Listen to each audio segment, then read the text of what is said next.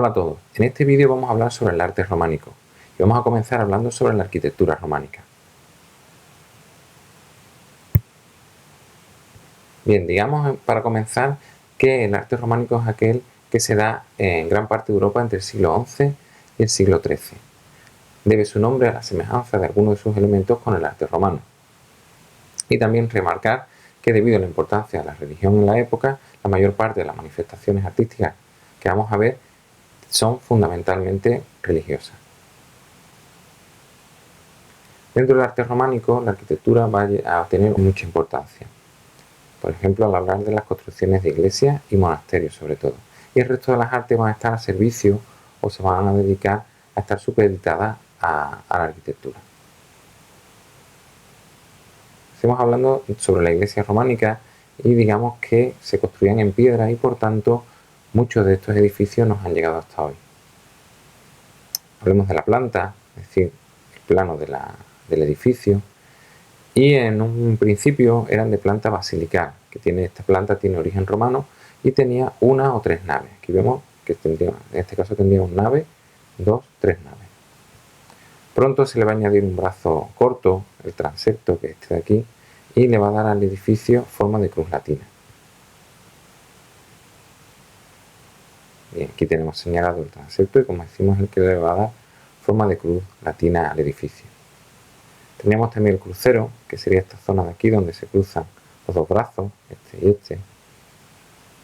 El ábside, que es esta zona semicircular, que será la cabecera de la iglesia.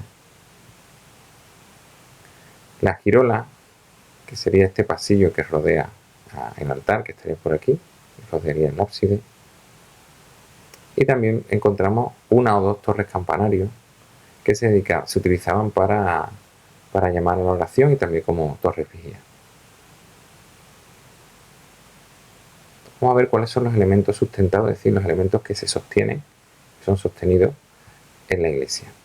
Por un lado tenemos los arcos de medio punto, que es el arco que tiene forma de semicírculo, aquí lo vemos, que está formado por dovelas, estas piezas de piedra, se llaman dovelas, y también tendríamos la bóveda de cañón, que sería una bóveda, es decir, un elemento para cubrir el techo, que estaría constituido por la sucesión de arcos de medio punto. Vemos aquí, uno, otro y otro, nos sirven para cubrir, para techar el edificio. Son dos elementos muy importantes. Sean elementos sustentados. Vamos a ver los elementos sustentantes, es decir, los elementos que sostienen. Pues para sostener estas enormes bóvedas se utilizaban gruesos muros de piedra y columnas y pilares también. Bien, el peso de la bóveda tendería a desplazarse en esta dirección. Si descomponemos la fuerza, tenemos una componente que iría hacia abajo, hacia el suelo, no daría ningún problema, pero esta componente horizontal haría que el edificio tendiera a abrirse y a que se cayera el techo, la bóveda. Bien, ¿cómo se solucionaba esto? Pues se hacía de la siguiente manera: se reforzaba el muro con estas estructuras que tenemos aquí, que tenemos en color naranja, que se llaman contrafuertes. Eso impedía que el edificio se derrumbara. Por otro lado, para evitar quitarle peso al muro y debilitarlo, los huecos en el muro eran muy pequeños, por tanto las ventanas tenían tamaño muy pequeño, lo que llevaba a que las iglesias románicas fueran muy oscuras. Otro aspecto relacionado con la iglesia románica y con la arquitectura es que era bastante habitual, como ya hemos dicho, que se colocara una o dos torres campanarios, como vemos aquí, que servían para llamar al rezo o como torres vigías, como ya hemos dicho. Y en los monasterios y en algunas grandes iglesias también aparecían los claustros. Ya en el tema que hablamos de la sociedad, hablábamos del clero, ya comentamos los monasterios y la existencia de estos claustros, que son unos patios centrales rodeados por galerías con arcos de medio punto y apoyados lógicamente en columnas, y que eran utilizados por los monjes para pasear y rezar. Así que a modo de resumen podemos ver que los elementos principales de la iglesia se ven aquí. La iglesia vista desde la fachada principal, tenemos la portada principal, estas torres vigías, estas torres campanarios, y desde el otro lado tendríamos el ábside con unos ábsides laterales más pequeñitos y el cimborrio o torre que se construye sobre el crucero de la iglesia. Aquí en esta imagen lo veremos mejor. Aquí tenemos el transepto, la nave principal y este cimborrio que iría edificado directamente encima del crucero. Bien, pasemos ahora a hablar sobre la pintura y la escultura. Bien, hay que comentar que la mayor parte de la población en la época medieval era analfabeta. Por lo tanto, las imágenes servían como una especie de libro en piedra para aprender religión. Por lo tanto, la pintura y la escultura van a tener una doble función en el arte románico. Por un lado, una función decorativa y por otro lado, también una función didáctica para enseñar. Bien, comencemos pues por la pintura y vamos a ver el soporte sobre el que se realizaba. Teníamos básicamente tres soportes.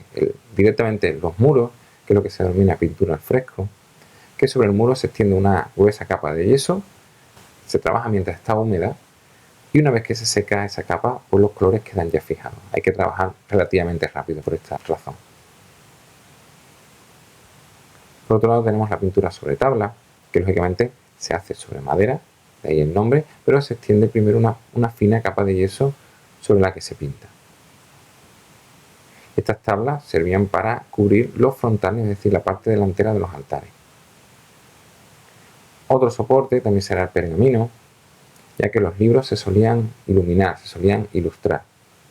Tenemos distintos ejemplos de iluminaciones, de ilustraciones sobre pergamino, y a este tipo de pintura se les llamaba miniaturas, que podían ser letras decoradas, como tenemos aquí, o escenas completas, como vemos en estos dos casos. ¿Qué técnicas se utilizaban para pintar? Bien, pues la pintura románica no buscaba el realismo, sino lo que buscaba era que fuera muy expresiva, ya que decimos que tiene una función didáctica para enseñar. Entonces la técnica que utilizaban era muy sencilla. Normalmente los personajes, los objetos, se dibujaban con gruesas líneas oscuras, como vemos aquí, está como si fuera un dibujo de un niño pequeño, está marcadas los contornos de las distintas partes que queremos representar.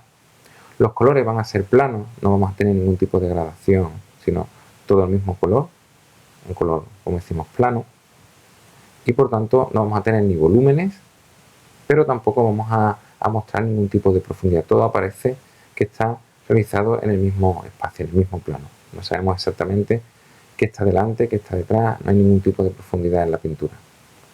Y las figuras se disponen, se colocan de forma frontal, como vemos aquí, para que nos hagamos una idea un poco similar a cómo pintaban los egipcios, simplemente porque así es mucho más fácil representar el cuerpo humano, por sencillez. Respecto a los temas que se tratan en pintura, pues vamos a tener, ya hemos estado diciendo que son temas religiosos, pues escenas de la Biblia o los evangelios. Aquí tenemos la anunciación a los pastores, aquí tenemos escenas del comienzo de la Biblia, del Génesis, aparece Adán y Eva. También vidas de los santos y también representaciones de Cristo, el famoso conocido como Cristo Pantocrator. Aparece sentado, vemos aquí, aparece sentado, con el cabello largo y con barba. La mano derecha aparece levantada bendiciendo y la mano izquierda lleva el libro de la vida, que en este caso se lee que pone yo soy la luz del mundo en latín, y rodeado por esta figura de aquí que se llama, de forma almendrada, que se llama mandorla. Todas estas características se dan cuando hablamos del Pantocrator. Finalmente hablemos brevemente sobre la escultura, que como ya hemos comentado va a depender mucho de la arquitectura, va a estar al servicio de la arquitectura. Las figuras se van a adaptar a las proporciones y a la forma sobre la que se esculpa, es decir, se adapta aquí como se adapta al arco o aquí como se adapta al hueco que queda. Va a destacar la decoración en los capiteles, aquí vemos los capiteles aquí y los pilares aquí. Y a las escenas religiosas que ya hemos visto también se van a añadir motivos geométricos, animales fantásticos como aparecen aquí, y muy importante porque nos da información sobre a los historiadores, escenas de la vida diaria. Aquí vemos que está con una especie de molino, están moliendo grano. Vemos aquí el grano y aquí en un saco se está recogiendo la harina. También van a abundar las tallas religiosas en marfil y en madera policromada, es decir, en madera pintada, que se colocaban normalmente en los altares de iglesias, monasterios o ermitas. Los principales tipos de tallas, motivos, van a ser los Cristos crucificados. Aquí tenemos dos ejemplos, marfil y madera. Y también la Virgen sentada en un trono con el niño Jesús. Tenemos la Virgen y el niño sentado encima de la Virgen, de su regazo, que parece, de hecho, el niño está sentado en un trono con forma de Virgen. Bien, pues hasta aquí este vídeo dedicado al arte románico. Espero que os haya parecido útil y gracias por verlo.